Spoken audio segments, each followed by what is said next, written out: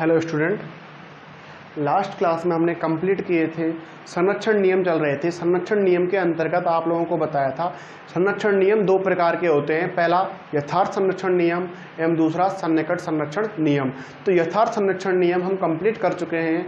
आज next class में पढ़ेंगे हम सन्निकट संरक्षण नियम। जिस प्रकार से यथार्थ संरक्षण नियम को भी कई भागों में विभाजित किया गया था, आवेश संरक्षण नियम, ऊर्जा संरक्षण नियम, कोणीय संवेग संरक्षण नियम, रेखीय संवेग संरक्षण नियम, लेप्टॉन संख्या संरक्षण नियम, बैरियन संख्या संरक्षण नियम, उसी प्रकार से हम सन्निकट संरक्षण नियम के भी निम्न भाग होते हैं, निम्नलिखित भाग होते हैं। सबसे पहले इसका फर्स्ट भाग होता है संभारिक प्रचक्रण का संरक्षण नियम, अर्थात संभारिक प्रचक्रण का नियम, संभारिक प्रचक्रण के संरक्षण का नियम। सन्निकट संरक्षण के अंतर्गत पहला नियम है हमारा संभारिक प्रचक्रण का नियम।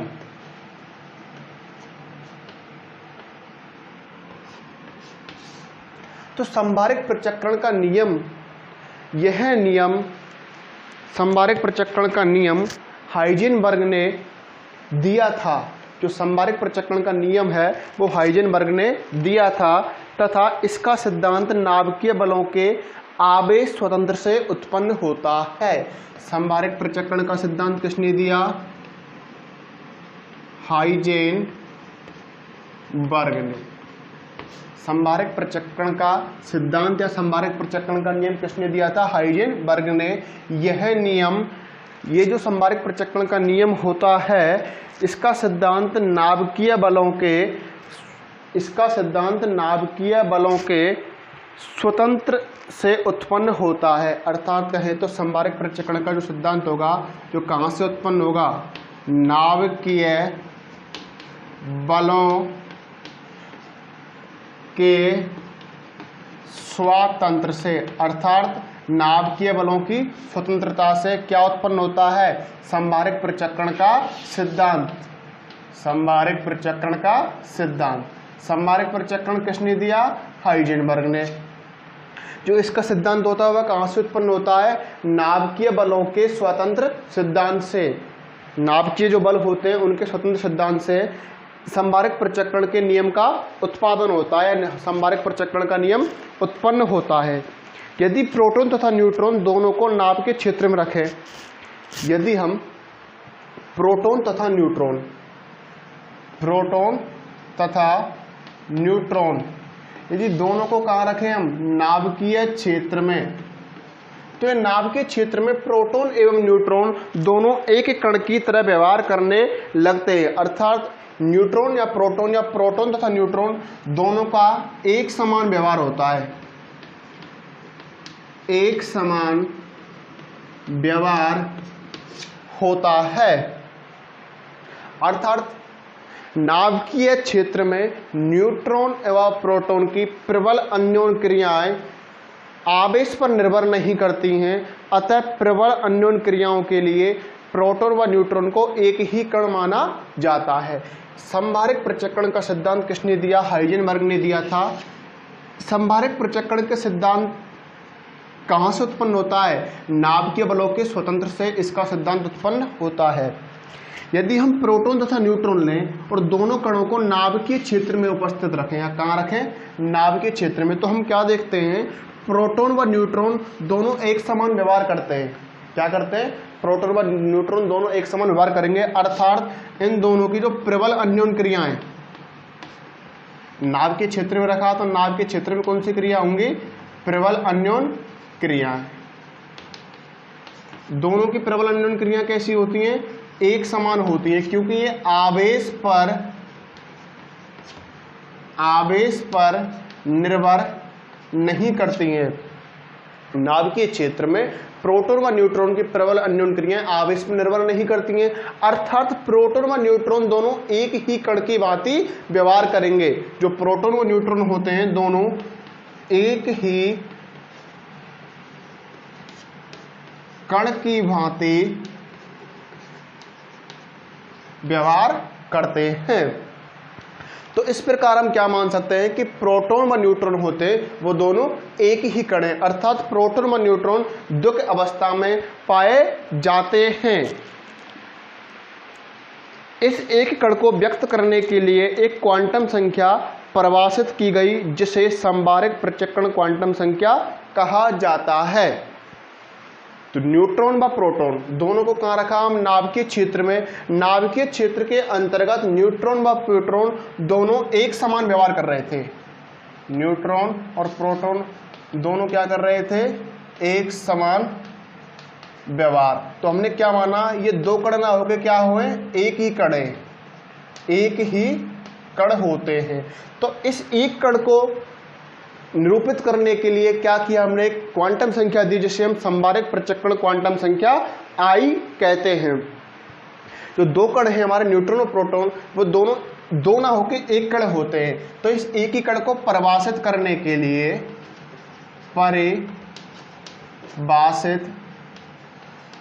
के लिए हमने एक चक्रण क्वांटम संख्या दी जिसे संभारित पृथक्करण क्वांटम संख्या कैपिटल आई कहते हैं। संभारित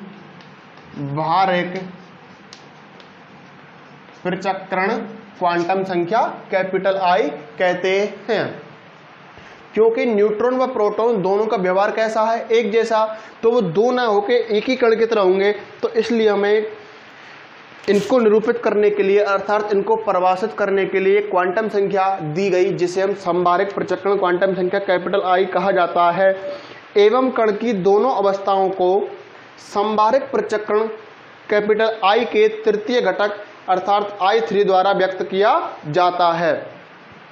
जो हमारे न्यूट्रॉन व प्रोटॉन होते हैं इनको एक कण माना, तो इसकी दोनों अवस्थाओं को किससे निरूपित करेंगे? जो संभारित पृथक्करण I होता है इसका तृतीय घटक अर्थात क्या लिखा? I3 के द्वारा इन दोनों कणों की अर्थात एक कण की दोनों अवस्थाओं को निरूपित किया जाता है, जिसे हम संभारित पृथक्करण का तृतीय घटक कहते हैं। वास्तव में कण प्रकृति में बहुकों में पाए जाते हैं, अर्थात बहु या कहें दो अवस्था, त्रवस्था, कई अवस्थाओं में पाए जाते हैं। जैसे हमारा होता है पायोन। पायोन तीन प्रकार से पाया जाता है। तो क्या किया हमने? जो न्यूट्रॉन प्रोटॉन दोनों की अवस्था क्या होती है? एक अवस्था, अर्थात ये कहाँ कैसा पाया जाता है? डबलेट अवस्था में पाया जाता है। क्योंकि प्रोटॉन तथा न्यूट्रॉन का द्रव्यमान कैसे होते हैं? समान। एवं चक्रण भी कैसे होते हैं? समान। द्रव्यमान कैसा? समान। नाम क्या है हमारा? संभारित पृथक्करण। संभारित, सम का मतलब होगा समान और बारिक का मतलब द्रव्यमान। तो ऐसी पृथक्करण का नियम या ऐसी पृथक्करण संख्या जिसके अंतर्गत कणों का क्या हो? द्रव्यमान क्या हो? समान। पृथक्करण संख्या भी क्या हो? समान। तो न्यूट्रॉन और प्रोटॉन दोनों का द्रव्यमान कैसा होता है? समान। व इनकी चक्रण संख्या स्पिन भी कैसी होती है? समान। इसलिए न्यूट्रॉन व प्रोटॉन को हम द्वै अवस्था में डबलेट के रूप में मानते हैं। तो न्यूट्रॉन प्रोटॉन डबलेट है। तो इस द्वैवस्था को निरूपित करने के लिए हमने एक क्वांटम संख्या परिभाषित की जिसे संभारित पृथक्करण क्वांटम संख्या कहते हैं, जिसे कैपिटल आई से निरूपित करते हैं। एवं इन दोनों कणों की अर्थात यदि इनको दोनों कणों को एक कण माना तो इस एक कण की दोनों अवस्थाओं को संभारित पृथक्करण के तृतीय घटक कैपिटल I3 के द्वारा ज्ञात कर सकते हैं। न्यूट्रॉन और जो प्रोटॉन होते हैं दोनों का द्रव्यमान कैसा होता है? समान होता है। इनकी पृथक्करण संख्या कैसी होती है? समान होती है। अतः हम कह सकते हैं कि न्यूट्रॉन और प्रोटॉन द्विक अवस्था में पाए जाते हैं। इसी प्रकार पाई किस अवस्था में पाया जाता है? त्रक अवस्था में। जो पाई मेसोन होता है वो हमारा वो त्रक अवस्था में पाया जाता है। Pi plus, pi minus, pi zero, ये इसकी अवस्था क्या हो गई? त्रक अवस्था। इसी प्रकार से हमारा के मेसोन, सिग्मा मेसोन, इनको भी त्रक अवस्था में व्यक्त किया जाता है। जबकि काई मेसोन को दो द्विक के द्वारा व्यक्त किया जाता है। इसी प्रकार कैस्कोड हाइपरॉन किस अवस्था में मिलता है? डबलेट अवस्था के अंतर्गत मिलता है। तो संभारक पृथक्करण का नियम जिस प्रकार से हमने सिद्ध किया था, लेप्टन संख्या संरक्षण नियम, बैरोन संख्या संरक्षण नियम, उसके बाद किया था हमने सबसे पहले अब सन्निकट संरक्षण नियम के अंतर्गत सिद्ध करेंगे हम प्रूफ संभारक पृथक्करण का नियम। तो संभारक पृथक्करण के नियम के अंतर्गत क्या बताया कि जो कोई कण होता है वो द्विक अवस्था, त्रिअवस्था या बहुअवस्था में पाया जाता है, इसको प्रदर्शित करने के लिए एक चक्रण क्वांटम संख्या दी गई जिसके संभारक पृथक्करण क्वांटम संख्या I के द्वारा निरूपित करते हैं। जैसे कि हमने बताया कि न्यूट्रॉन व प्रोटॉन होते हैं, यदि उनको नाभिक के क्षेत्र के अंतर्गत रखते हैं तो न्यूट्रॉन व प्रोटॉन दोनों एक ही कण के समान व्यवहार करते हैं, अर्थात इन दोनों कणों को एक ही कण के रूप में माना जा सकता है। यदि न्यूट्रॉन और प्रोटॉन को दोनों को एक ही कण के रूप में मानेंगे तो इसके लिए एक चक्रण क्वांटम संख्या की आवश्यकता होती है जिसे कैपिटल I के द्वारा निरूपित करते हैं, जिसे संभारक पृथक्करण संख्या कहते हैं। इस संभारक पृथक्करण क्वांटम संख्या का मान फिक्स रहता है। यदि कण सिंगलेट अर्थात एक अवस्था में तो इसके लिए संभारक पृथक्करण का मान होगा 0। जो कण सिंगलेट होगा अर्थात एक अवस्था में उसके लिए I का मान क्या होगा 0। यदि पार्टिकल द्विक अवस्था में अर्थात डबलेट के रूप में होते हैं तो उनके लिए डबलेट के रूप में होते हैं न्यूक्लियन, न्यूट्रॉन, प्रोटॉन, ये हमेशा कैसे होंगे डबलेट के रूप में, तो इनके लिए I का मान होता है 1/2। एवं जो पार्टिकल ट्रिपलेट अर्थात त्रिक अवस्था के अंतर्गत पाए जाते हैं उनके लिए संभारक पृथक्करण I का मान 1 होता है।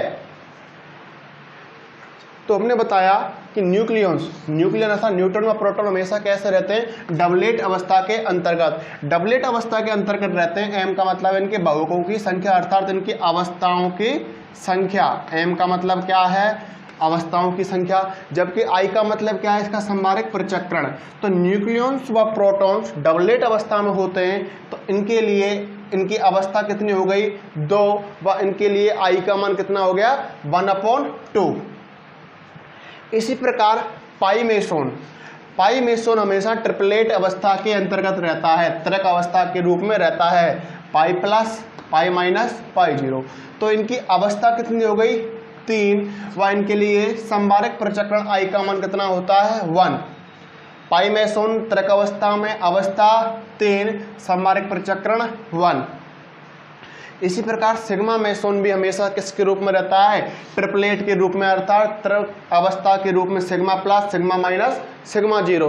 तो इनके लिए भी m का मान 3 व I का मान 1 होता है, जबकि के मेसोन या काई मेसोन दो द्विक अवस्थाओं के रूप में पाया जाता है, दो डबलेट के रूप में पाया जाता है, k प्लस K0, K बार K0 बार। तो ये भी अवस्था कितनी हुई इनकी 2, तो इसके लिए I का मान कितना हुआ 1/2। व कैस्कॉड हाइपरॉन भी हमेशा डबलेट अर्थात द्विक अवस्था के रूप में होता है, तो इसके लिए अवस्था 2 व संभारक पृथक्करण I का मान कितना आया 1/2।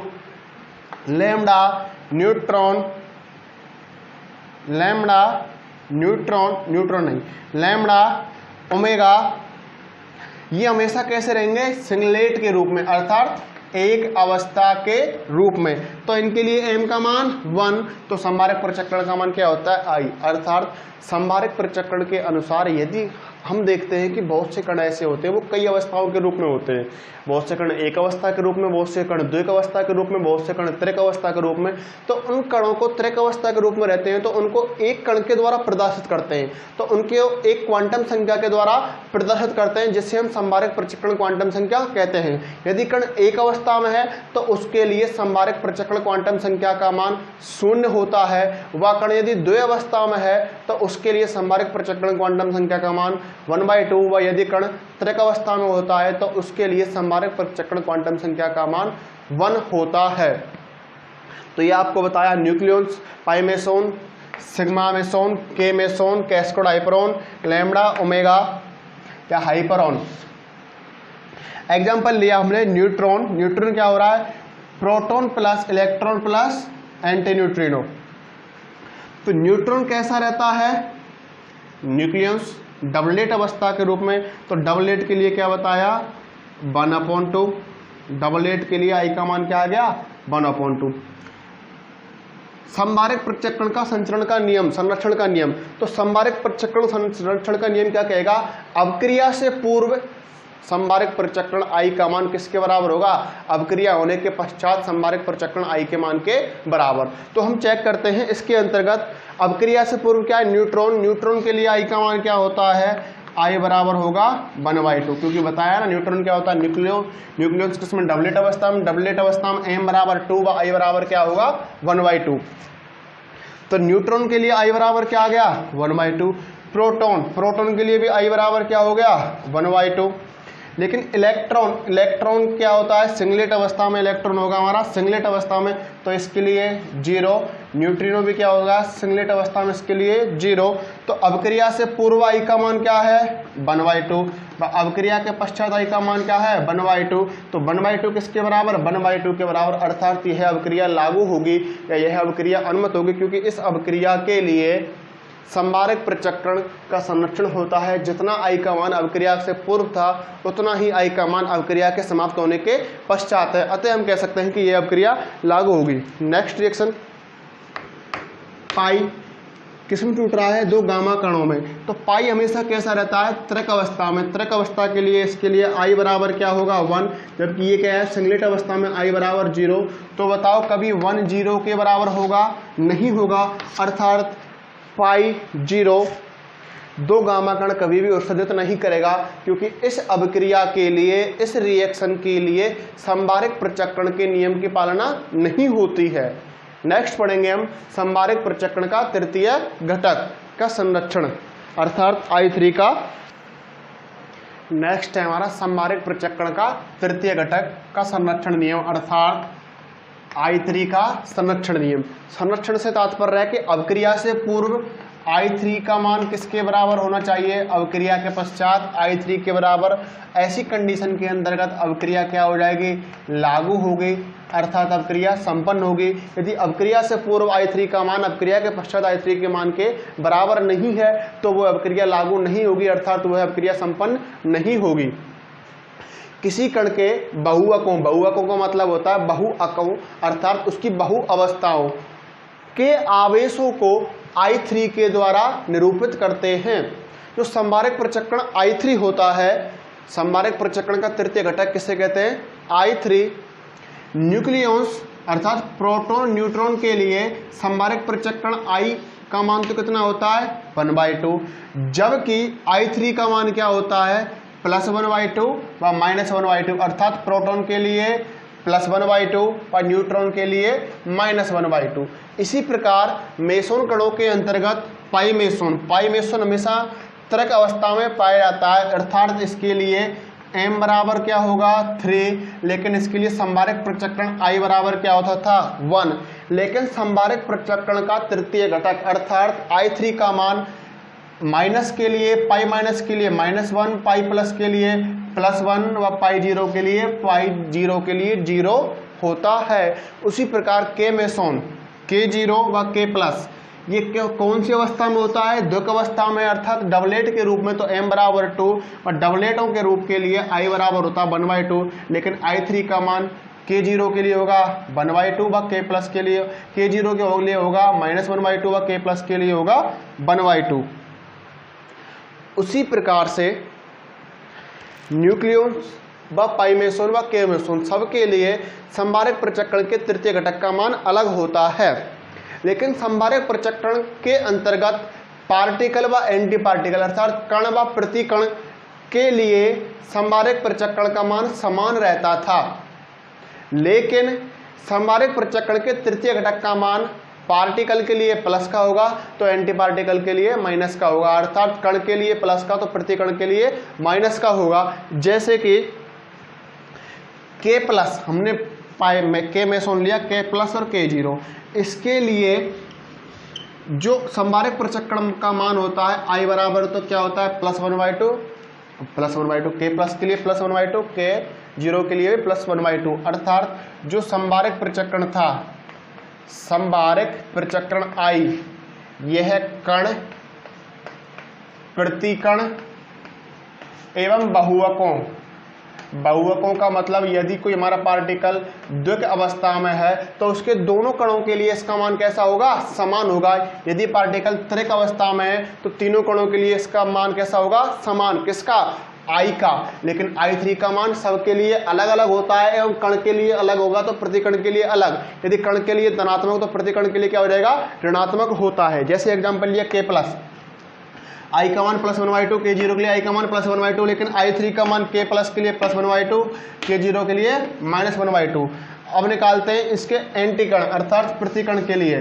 तो प्रतिकण के लिए I के मान तो सेम होंगे, लेकिन I3 के मान प्लस वाला तो क्या हो जाएगा माइनस में अर्थात -1/2, और माइनस वाला क्या हो जाएगा +1/2। कण है हमारा K प्लस, तो प्रतिकण निकालेंगे तो क्या लगा दिया बार, तो K प्लस तो K प्लस बार, K0 तो K0 बार।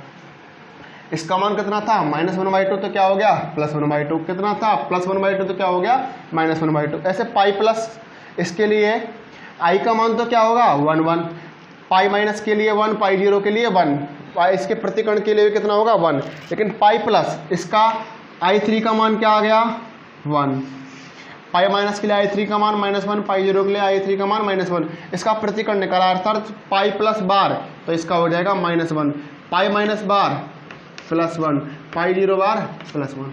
अर्थात संभारित पृथक्कण के तृतीय घटक का मान कण व प्रतिकण के लिए अलग अलग होता है।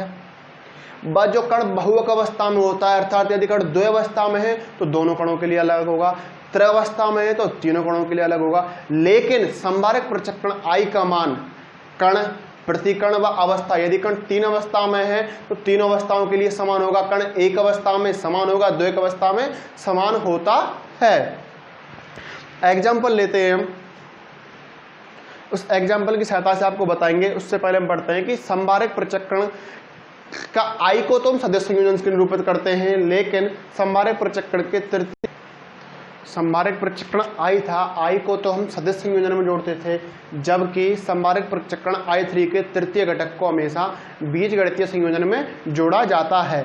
निम्न एग्जाम्पलों को हम चेक करते हैं कि कौन सी अभिक्रिया तो अनुमत होगी या कौन सी अभिक्रिया लागू होगी व कौन सी अभिक्रिया लागू नहीं होगी। पहला एग्जाम्पल है पाई माइनस प्लस प्रोटॉन अभिक्रिया करके, पाई माइनस प्लस प्रोटॉन अभिक्रिया करने के पश्चात, पाई माइनस प्लस प्रोटॉन अभिक्रिया करने के पश्चात सिग्मा माइनस प्लस के प्लस के रूप में बन रहा है अर्थात पाई माइनस। तो पाई माइनस के लिए I का मान 1, प्रोटॉन के लिए I का मान 1/2, सिग्मा के लिए I का मान 1, इसके लिए 1/2। तो इसके लिए I का तो क्या हो रहा है संरक्षण अर्थात अभिक्रिया से पूर्व I का मान 3/2, अभिक्रिया के पश्चात I का मान 3/2।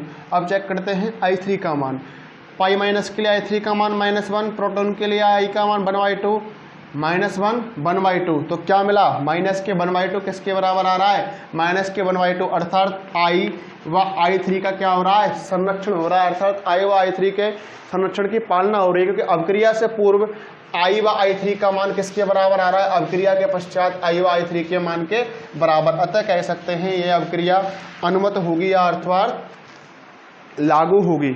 नेक्स्ट एग्जांपल लेते हैं हम, lambda plus proton plus pi minus, lambda plus की रिएक्शन करा रहे हैं हम प्रोटॉन प्लस पाई माइनस। तो देखो लैम्डा प्लस के लिए I3 का मान होता है 1/2 व प्रोटॉन के लिए I3 का मान 1/2 व पाई माइनस के लिए I3 का मान क्या हो जाएगा, लैम्डा प्लस के लिए कितना हुआ 1/2, प्रोटॉन के लिए कितना हो गया 1/2 व पाई माइनस के लिए लैम्डा प्लस की रिएक्शन कराई, लैम्डा प्लस का लिया I3 का मान 1/2, प्रोटॉन के लिए 1/2, पाई माइनस के लिए I3 का मान कितना होता है प्लस का 1।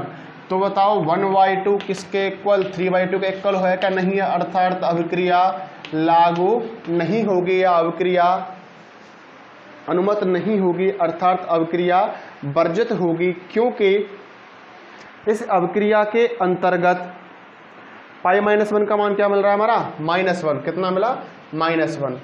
तो क्या मिला हमारा माइनस के 1/2, ये किसका प्लस का 1/2, इसका मान -1/2, ये 1/2। तो 1/2 किसके इक्वल माइनस के 1/2, बताओ 1/2 माइनस के 1/2 इक्वल होगा नहीं होगा, अर्थात अभिक्रिया लागू नहीं होगी या अभिक्रिया अनुमत नहीं होगी या अभिक्रिया वर्जित होगी। नेक्स्ट एग्जांपल लेते हैं हम, लैम्डा प्लस रिएक्शन कराई प्रोटॉन प्लस पाई 0, I3, तो I3 लैम्डा प्लस के लिए कितना होता है 1/2 प्रोटॉन के लिए 1/2 और पाई 0 के लिए लैम्डा प्लस का मान होता है 0।